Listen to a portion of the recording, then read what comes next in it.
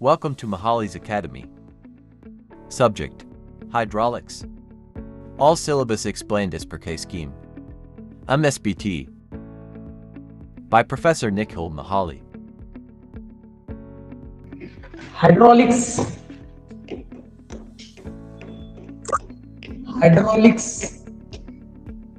हा सब्जेक्ट फक्त सिव्हिल इंजिनिअरिंगच्या स्टुडंट्स करता आहे. ओके, सब्जेक्ट कोड, या सब्जेक्ट साठी त्यांनी जो कोड प्रोव्हाइड केलेला आहे तो आहे 314303. हा सब्जेक्ट कोड आहे. हा subject second year 4th semester या स्टुडंट्स करता आहे. सेकंड इयर 4th सेमिस्टरच्या. ओके, आणि only for civil engineering CE फक्त यांच्या करता आहे. आता हा जो सब्जेक्ट आहे, तर या सब्जेक्टचं जर तुम्ही मार्किंग स्कीम पाहिलं तर या सब्जेक्ट करता टोटल जे मार्क्स आहेत ते आहेत 175.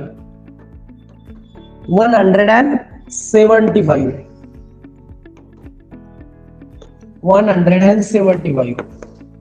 आता या 175 चं जे डिवायडेशन झालंय ते 100 marks, then 50 marks, then 25 marks या पद्धतीने डिवायडेशन झालेलं आहे. ओके, आता बाळांनो हे जे 100 मार्क्स आहेत याचं डिवायडेशन तुम्हाला माहितीच आहे, इतर रेग्युलर सब्जेक्ट प्रमाणे 70-30 असं आहे. 70 मार्क जे आहेत ते रिटन एक्झाम साठी आहेत आणि 30 मार्क जे आहेत ते 2 युनिट टेस्टचा अवरेज आहे तुमचा. थोडक्यात हे सगळे थेरी आहे. हे जे मार्क्स आहे सर्व थेरीचे. थेरी एक्झाम राहील, 2 युनिट टेस्ट आणि एक रिटन एक्झाम 70 मार्क्स साठी. तुम्ही जर 50 मार्क्स साठी पाहिलं तर 50 मार्क्सचे पण तुम्हाला 2 भाग पाहायला भेटतात. एक 25 मार्क्स आणि 25 मार्क्स. हे जे 25 मार्क्स आहे ते तुम्हाला सब्जेक्ट टीचर देणार. त्याला आपण इंटरनल ओरल असं म्हणू शकतो. त्यामध्ये तुम्ही सबमिशन करायचंय, प्रॅक्टिकल वगैरे अटेंड करायचे. त्या अनुषंगाने हे मार्क्स तुम्हाला मिळतील. आणि हे जे 25 मार्क्स आहे त्यासाठी तुम्हाला प्रॅक्टिकल ओरल द्यावी लागणार आहे. यासाठी एक्सटर्नल कॉलेजचा एखादा टीचर येईल आणि तुम्हाला प्रॅक्टिकल परफॉर्म करून प्रॅक्टिकलचं जे काय आन्सर शीट आहे ते तुम्हाला पुढे फॉरवर्ड करायचं आहे एक्झामकडे.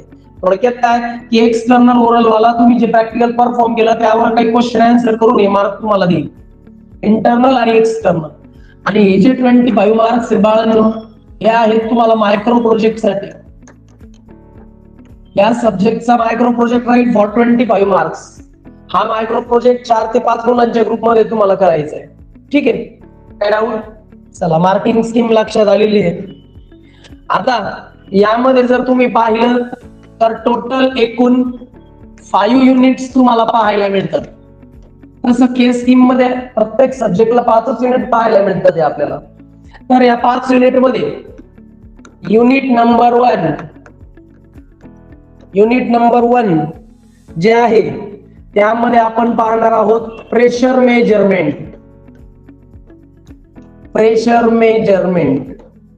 हे युनिट खूप मोठं म्हणजे खूपच जास्त लेंदी युनिट आहे.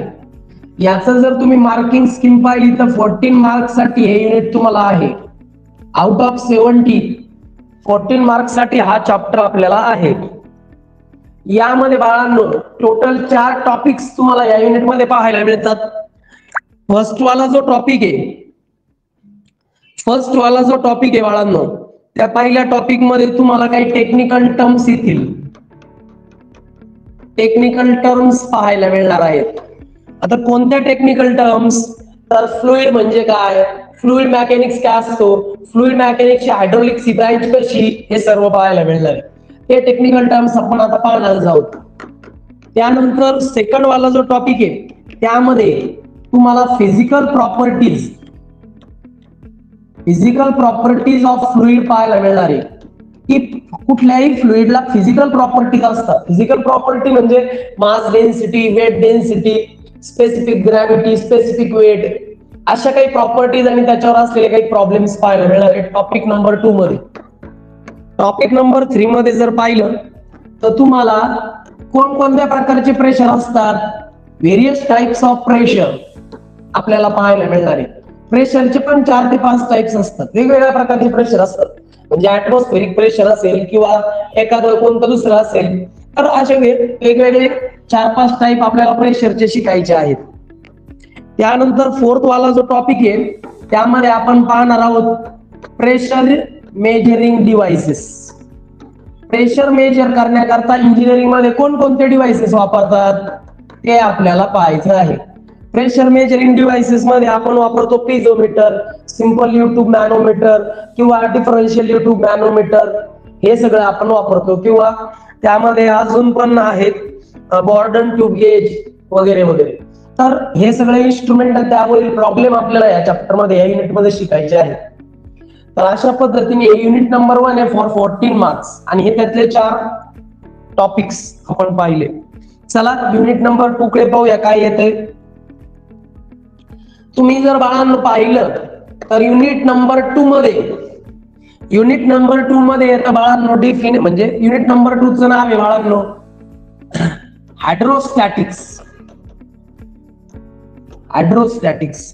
हायड्रोस्टॅटिक्स हा जो युनिट आहे बाळांनो, हा युनिट आपल्याला आहे जो एकूण 14 मार्क्स साठी, हा सुद्धा युनिट 14 मार्क्स साठी आहे. 14 मार्क्स साठी. Hydro means water, statics means stable. मग स्टेबल वॉटर असतं असे सिव्हिल इंजिनिअरिंगचे स्ट्रक्चर कोणते? डॅम आहे, रिझर्वायर आहे, बरोबर ना, ज्यामध्ये वॉटर स्टेबल असतं. मग त्या डॅमवर डेव्हलप होणारा प्रेशर किंवा रिटेनिंग वॉलवर डेव्हलप होणारा प्रेशर त्या वॉटरमुळे, ते आपण इथं कॅल्क्युलेट करणार आहे. कळतंय का? म्हणजे वॉटर जेव्हा स्टेबल कंडिशनला असतं त्यावेळी कॅल्क्युलेट केलेलं प्रेशर आपल्याला इथे पाहायचं आहे. यामध्ये तुम्हाला टोटल 3 टॉपिक्स पाहायला भेटतात. वेगवेगळ्या पद्धतीचे आपल्याला डेफिनेशन्स आणि टर्म्स पाहिजेत. काही बेसिक टर्म्स असतात बाळांनो, त्या बेसिक टर्म्सच्या आपल्याला डेफिनेशन्स पाहिजेत. बेसिक टर्म्स मध्ये काय काय पाहायला मिळेल? What is mean by hydrostatics, what is law of hydrostatics, what is pressure, what is total pressure, काय डिफरन्स आहे हे पाहायला सगळं भेटेल आपल्याला. टॉपिक नंबर 2 जो आहे त्यामध्ये आपल्याला फॉर्म्युले काढायचे for total hydrostatic pressure. Total hydrostatic pressure and center of pressure म्हणजे टोटल हायड्रोस्टॅटिक प्रेशर याला आपण म्हणतो कॅपिटल P आणि सेंटर ऑफ प्रेशर याला आपण म्हणतो H बार. तर P आणि H बार साठी वेगवेगळ्या सेक्शन करता असलेले फॉर्म्युले इथे आपल्याला डेव्हलप करायचे. त्यानंतर तिसरा जो टॉपिक आहे, ठीक आहे, त्यामध्ये आपण पाहणार आहे प्रेशर डायग्राम्स. आपल्याला प्रेशर डायग्राम ड्रॉ करायचे. Pressure diagrams at side and bottom, at side and bottom of tank. समजा एखादा टँक आहे आणि त्या टँक मध्ये वॉटर आहे, तर वॉटरच्या जे म्हणजे त्या टँकच्या आजूबाजूला जे वॉल्स आहेत त्या वॉलवर डेव्हलप होणारा प्रेशर, टँकच्या बॉटमला वॉटरमुळे डेव्हलप होणारा प्रेशर, ते आपल्याला इथं कॅल्क्युलेट करायचं आणि त्याची प्रेशर डायग्राम काढायची. असे 3 टॉपिक आहेत फॉर 14 मार्क्स. यामध्ये थेरी खूप कमी आणि प्रॉब्लेम भरले असते. प्रॉब्लेम थोडेसे डिफिकल्ट असतात परंतु इझी असतात एकदा प्रॅक्टिस झाली. युनिट नंबर 2 आपलं झालेलं आहे. आता बघा युनिट नंबर 3. मी युनिट नंबर 3 ला एक्सप्लेन करतोय. बघा यामध्ये तुम्हाला पाहायचंय हायड्रोकायनॅमिक्स, कायनेमॅटिक्स, याचं नेमिंग घ्या. Hydro kinematics and hydrodynamics.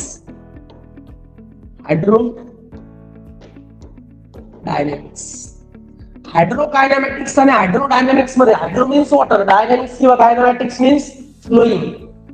असं वॉटर जे फ्लो होतंय तर त्या फ्लोईंग वॉटरवर डेव्हलप झालेला प्रेशर किंवा फ्लोईंग वॉटरमुळं त्या पाईपवर डेव्हलप झालेला प्रेशर किंवा त्यावर अप्लाय झालेले फोर्सेस सगळं काही यामध्ये पाहायला मिळणार आहे. हे जर युनिट तुम्ही पाहिलं बाळांनो तर हे युनिट आहे टोटल 12 मार्क्स साठी. 12 मार्कांसाठी हे युनिट आहे आपल्याला फॉर 12 मार्क्स.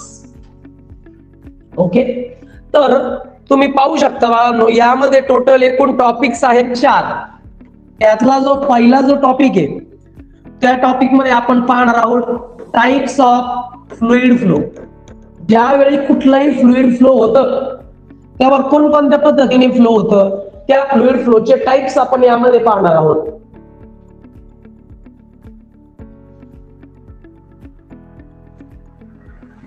ओके, तर आपण फ्लुइड फ्लोचे टाइप्स पाहणार आहोत. फ्लुइड फ्लोचे वेगवेगळे टाइप्स असतात. Laminar flow, turbulent flow, uniform flow, non uniform flow, हे सगळे काही आपण यामध्ये पाहणार आहोत. टॉपिक नंबर 1 झाल्यानंतर टॉपिक नंबर 2 येतो बाळांनो, ज्यामध्ये आपण डिस्चार्ज हा कन्सेप्ट पाहणार आहोत. डिस्चार्ज हा कन्सेप्टला आपण कॅपिटल क्यू पण म्हणतो. तर डिस्चार्ज म्हणजे डेफिनेशन काय बरं डिस्चार्जची, त्याचं युनिट काय असतं बरं डिस्चार्जचं वगैरे वगैरे. डिस्चार्ज कॅल्क्युलेट करण्याचे काही फॉर्म्युले आहेत का, काही लॉज आहेत का, ते सगळं या टॉपिक मध्ये पाहणार आहोत. त्यानंतर टॉपिक नंबर जो 3 आहे त्यामध्ये आपल्याला पाहायला भेटणार आहे different types of energy. Different types of energy possessed by flowing water. Flowing water म्हणजे तुमचं जे वाहतं पाणी असतं, जे पाईप मधून फ्लो होतं, आयदर रिव्हर मधून फ्लो होतं वगैरे वगैरे काही असेल, तर या फ्लोईंग वॉटर मध्ये जे काही वेगवेगळ्या प्रकारची एनर्जी असते म्हणजे पोटेन्शियल एनर्जी असू शकते, कायनेटिक एनर्जी असू शकते, बरोबर ना. तर ह्या वेगवेगळ्या प्रकारची एनर्जी कशी कॅल्क्युलेट करायची, ती एनर्जी म्हणजे नेमकं काय ते यामध्ये पाहायला भेटणार आहे. नंतर 4th वाला जो टॉपिक आहे त्यामध्ये तुम्हाला बर्नौलीचं इक्वेशन पाहायला भेटणार आहे. बर्नौलीज इक्वेशन हे इक्वेशन अतिशय महत्वाचं आहे. हे आपल्याला डिग्री डिप्लोमा झाल्यानंतर सुद्धा कुठल्याही एक्झाम मध्ये हे बर्नौली इक्वेशन आणि त्याचे ऍप्लिकेशन एक्झामला येतात. आपल्याला फार महत्वाचं आहे, लाईफ टाइम इम्पॉर्टंट टॉपिक या बर्नौलीज इक्वेशन आणि त्याचं ऍप्लिकेशन. याच्यावर आपल्याला 3 ते 4 टाइपचे प्रॉब्लेम सापडतात बर्नौलीजवर. ओके, अशा पद्धतीने 12 मार्कांसाठी 4 टॉपिक आपल्याला पाहायला भेटणार युनिट नंबर 3 मध्ये. ठीक आहे, आता युनिट नंबर 4 पाहू शकतो आपण. बघा बाळांनो, युनिट नंबर 4. युनिट नंबर जो 4 आहे तो अतिशय महत्वाचा समजला जाऊ शकतो, बिकॉज यामध्ये आपल्याला खूप जास्त प्रॉब्लेम्स आणि खूप जास्त थिअरी असेल. Flow through pipes and pumps, यामध्ये आपल्याला पंप्स पण पाहायला भेटणार आहेत. Flow through pipes and pumps, तुम्ही जर हे युनिट पाहिलं तरी सगळ्यात जास्त मार्कांसाठी जास्त वेटेजसाठी असलेलं युनिट आहे. 20 मार्कांचं याला ह्या युनिटला वेटेज आहे बाळांनो फॉर 20 मार्क्स. सगळ्यात मोठं किंवा सगळ्यात लेंथी युनिट कोणतं आहे तर हे समजलं जातं. याला वेटेज पण त्या पद्धतीने जास्त आहे 20 मार्क्स. ओके, आता यामध्ये जर पाहिलं तर खूप जास्त टॉपिक्स आपल्याला पाहायचे. जवळपास यामध्ये 10 टॉपिक्स आहेत. टॉपिक नंबर 1 पाहिलं तर यामध्ये मेजर हेड लॉस काढायचा आहे. Major head loss in pipe. ज्यावेळी पाईप मधून वॉटर फ्लो होतं, जेव्हा एखाद्या पाईप मधून एखादा फ्लुइड फ्लो होतं तेव्हा ना तिथे ना फ्रिक्शन वगैरे होतं बा, त्यामुळे वॉटरचा स्पीड किंवा त्या फ्लुइडचा स्पीड पाईप मधून फ्लो होताना कमी होतो. त्याला मेजर हेड लॉस म्हणतो आपण. त्यासाठी असलेले फॉर्म्युले प्रॉब्लेम्स आपल्याला पाहिजे. त्यानंतर टॉपिक नंबर 2 येतो. यामध्ये आपण मायनर हेड लॉस पाहतो. Minor head loss in pipe, याचे तर 5 ते 6 प्रॉब्लेम्स आहेत, म्हणजे 5 ते 6 फॉर्म्युले आहेत आणि 5 ते 6 टाइपचे छोटे छोटे प्रॉब्लेम्सही पाहायला मिळतील आपल्याला.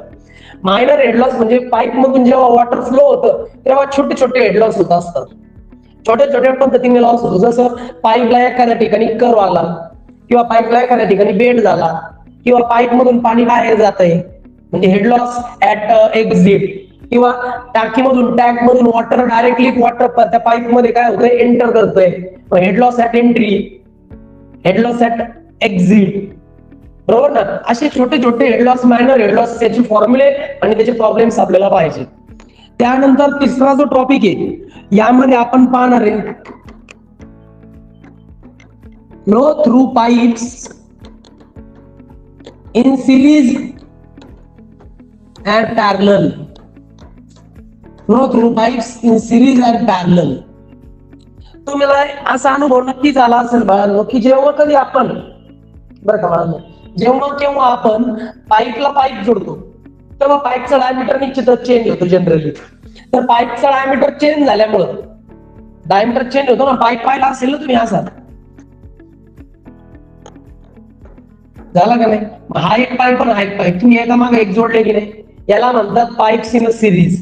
किंवा इकडे एक पाईप लावला आणि इकडे एक पाईप लावला आणि पुढे जाऊन दोन पाईप पुढे एकत्र होणार, असं आहे की नाही, होणार ना. याला म्हणतात पाईप इन पॅरलल. तर ज्यावेळी पॅरलल किंवा सिरीज मध्ये असलेल्या पाईप मधून वॉटर फ्लो होतं त्यावेळी तिथे होणार हेड लॉस किंवा त्यावेळी तिथे असलेला डिस्चार्ज आपल्याला कॅल्क्युलेट करायचा आहे या टाईप मध्ये. याचे पण मोठे मोठे एक्झाम्पल्स आहेत आणि इम्पॉर्टंट पण खूप आहेत. त्यानंतर पुढचा जो चौथा टॉपिक आहे बाळांनो, तो चौथा टॉपिक आहे टोटल एनर्जी लाईन. यामध्ये वेगवेगळ्या एनर्जी लाईन्स आपल्याला पाहायला मिळणार आहेत. टोटल एनर्जी लाईन काय असतं ते टॉपिकला सांगतो मी, पण पोटेन्शियल एनर्जी लाईन असते, कायनेटिक एनर्जी लाईन असते. त्यानंतर पाचवा जो टॉपिक आहे बाळांनो यामध्ये आहे discharge measuring devices. Discharge measuring devices यामध्ये ना आपल्याला डिस्चार्ज मेजरमेंट करता वेगवेगळे इन्स्ट्रुमेंट यूज केले जातात. जसं की उरिथिस्मीटर आहे, वेंचुरीमीटर आहे, ऐक नाही, उरिथिस्मीटर, वेंचुरीमीटर या पद्धतीने डिव्हाइसेस आणि त्यांच्या असलेले रिलेटेड फॉर्म्युले, त्यांचं जे काही कन्स्ट्रक्शन असेल ते इन्स्ट्रुमेंटचं ते, हे सगळं काही या टॉपिक मध्ये पाहायला भेटणार. इथे पण प्रॉब्लेम्स आहेत. टॉपिक नंबर 6 जो आहे यामध्ये आपल्याला पाहायला भेटणार आहे orifice and its types. Orifice म्हणजे काय असतं माहिती बाळांनो, एक छोटस होल असतं जे आपण कुठल्याही टँकला करतो. कशासाठी? त्या टँकचा जो हे असेल ना डिस्चार्ज, तो मेजर करण्यासाठी ओरिफिस म्हणजे एक छोटस होल पाडलं जातं. ते होल आयदर रेक्टँग्युलर शेपचं असतं, कधी कधी ट्रँग्युलर शेपचं असतं, कधी कधी सर्क्युलर शेपचं असतं. मग त्याच्या शेपनुसार त्याचे फॉर्म्युले येणार आणि शेपनुसार त्याचे टाइप्स पण पडणार. ओके. त्यानंतर पुढचा जो 7th टॉपिक आहे, 7वा जो टॉपिक आहे त्यामध्ये तुम्हाला पंप्स तुम्ही पाहिले असतील ना. पंप, सेंट्रिफ्युगल पंप असेल किंवा सबमर्सिबल पंप असेल किंवा दुसऱ्या अजून कोणते पंप्स असतील, तर पंप्स अँड इट्स टाइप्स आपल्याला पाहायला भेटणार आहे. पंप आणि पंपाचे प्रकार हे इथे पाहायला भेटणार आहे. त्यानंतर आपल्याला डिटेलमध्ये इन्फॉर्मेशन पाहिजे सेंट्रिफ्युगल पंपची. सेंट्रिफ्युगल पंप मध्ये होणारे लॉसेस, सेंट्रिफ्युगल पंपचा असलेलं कन्स्ट्रक्शन, त्याची डायग्राम, त्याचं एक्सप्लेनेशन, त्यात होणारे हेड लॉस, सगळं काही पाहिजे सेंट्रिफ्युगल पंपचं. ठीक आहे. त्यानंतर 9वा जो टॉपिक आहे बाळा याच्यामध्ये वेगवेगळ्या प्रकारचे हेड आहेत. Types of head. Types of head म्हणजे काय रे बाळा, यामध्ये मॅनोमॅट्रिक हेड आहे किंवा टोटल हेड आहे किंवा सक्शन हेड आहे, डिलिव्हरी हेड आहे, असे वेगवेगळे हेडचे टाइप्स आणि त्याचे फॉर्म्युले आहेत पाहायला मिळाले. आणि लास्टचा जो टॉपिक आहे 4th युनिट मध्ये तो आहे calculation of power. Calculation of power of pump. कुठलाही जो पंप असतो त्याचं पॉवर कॅल्क्युलेट कशी करायची, पंपाची पॉवर कॅल्क्युलेट कशी करायची ते पाहण्यासाठी आपल्याला काही फॉर्म्युले, पॉवरचा फॉर्म्युला असतो सेंट्रिफ्युगल पंपची पॉवर कॅल्क्युलेट करायचा, तो आपल्याला ते कन्सेप्ट, तो फॉर्म्युला आणि त्याचे काही प्रॉब्लेम्स आपल्याला पाहायचे आहेत. अशा पद्धतीने यामध्ये एकूण 10 पॉइंट्स आहेत युनिट नंबर 4 मध्ये. त्या पद्धतीने त्याचं वेटेज आहे खूप जास्त आहे, 20 मार्क्स. आणि लास्टच आता आपण पाहत आहोत, हे लिहिलं बाळांनो सगळं, हे बघा हे युनिट नंबर 4 आहे. ओके, पीडीएफ शेअर केली जाईल. आणि लास्टचं जे युनिट आहे बाळांनो आपल्याला, त्या लास्टच्या युनिटला मी म्हणतो युनिट नंबर 5. यामध्ये असतं बाळांनो flow through open channel. Flow through open channel. Flow through open channel. याला किती मार्कांचा वेटेज दात आहे खाली बाळांनो? Only for 10 marks. सगळ्यात छोटं युनिट हे असेल असं नाही, जरी त्याचं वेटेज कमी आहे पण खूप सारे फॉर्म्युले आहेत. म्हणजे चेजिस फॉर्म्युला आहे, अजून भरपूर आहे, मॅनिंग्स फॉर्म्युला आहे, एवढं सगळं याच्यामध्ये. त्यामध्ये पण इकॉनॉमिकल सेक्शन वगैरे, हायड्रोलिक जम्प वगैरे, त्याचे प्रॉब्लेम्स आहेत, त्याचे टेक्निकल टर्म्स आहेत, हे याच्यामध्ये पाहायला भेटणार आहे. फ्लो थ्रू ओपन चॅनल म्हटलंय त्यांनी की वॉटर जेव्हा फ्लो होता ओपन चॅनल मधून, बघा वॉटर दोन पद्धतीने फ्लो होऊ शकते. एक तर पाईप मधून, त्या ठिकाणी जो चॅनल आहे तो क्लोज चॅनल म्हणजे पाणी बाहेर दिसत नाही. परंतु ज्यावेळी लिव्हर मधून पाणी फ्लो होतं किंवा एखादा नदी नाला असेल त्याच्यातून जेव्हा पाणी फ्लो होतं किंवा डॅम मधून फ्लो होणार वॉटर, हे ओपन चॅनल फ्लो आहे. मग त्याचे फॉर्म्युले वेगळे, तिथालचं प्रेशर मेजरमेंट वेगळं. चला ह्या एकूण 10 मार्कांसाठी आहे हा. यामध्ये तुम्हाला छोटे छोटे 5 टॉपिक्स पाहायला भेटणार आहे. त्यामध्ये पहिला टॉपिक जो असणार आहे त्यामध्ये तुम्हाला पाहायचंय डिफरंट जिओमॅट्रिकल टर्म्स. वेगवेगळ्या जिओमॅट्रिकल टर्म्स पाहायला भेटणार आहे. म्हणजे यामध्ये हायड्रोलिक रेडियस, मेटेड पेरिमीटर, हे सगळं यामध्ये पाहायला भेटेल. त्यानंतर सेकंड जो टॉपिक आहे त्यामध्ये तुम्हाला चेजिस इक्वेशन आणि मॅनिंगचं इक्वेशन यामध्ये पाहायला भेटणार आहे. चेजिस इक्वेशन आणि मॅनिंग इक्वेशन. आता हे चेजिसचं इक्वेशन जे आहे ना बाळांनो, मी ज्युनियर इंजिनिअरिंगची जेव्हा एक्झाम दिली होती PWD ची, त्यावेळी चेजिसचं इक्वेशन तिथं आलं होतं बरं का. चेजिसचे इक्वेशन, मॅनिंगचे इक्वेशन हे MPSC UPSCच्या पेपरला सुद्धा येतात. हायड्रोलिक्स हा सब्जेक्ट ज्यावेळी तुम्ही कुठे इरिगेशन मध्ये समजा जागा सुटल्या इरिगेशन डिपार्टमेंटला, तर त्या ठिकाणी हायड्रोलिकचे सगळ्यात जास्त क्वेश्चन असतात. तुम्ही एक्झाम देता ना, ती वन टाइम एक्झाम असते, म्हणजे काय म्हणतात सरळ सेवा भरती. एकदा एक्झाम द्यायची, मग इंटरव्ह्यू पण नाही, फक्त त्यांचं जे काय मेरिट असेल ते क्रॉस झालं पाहिजे. तर त्या ठिकाणी ह्या सब्जेक्टचे खूप जास्त क्वेश्चन असतात. त्यानंतर तिसरा जो टॉपिक आहे बाळांनो, त्यामध्ये तुम्हाला पाहायला भेटणार आहे concept of economical section. Economical section म्हणजे काय?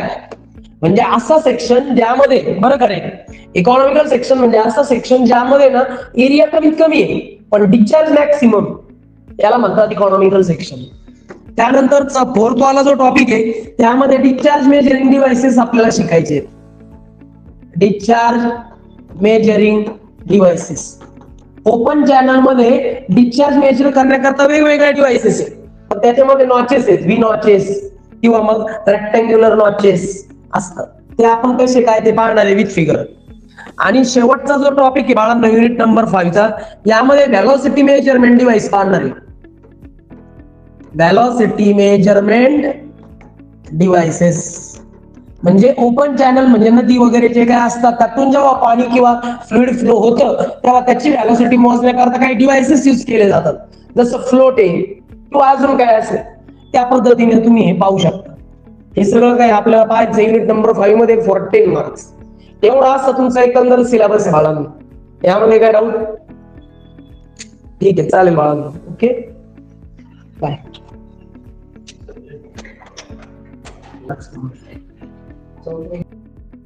Like, share, and subscribe.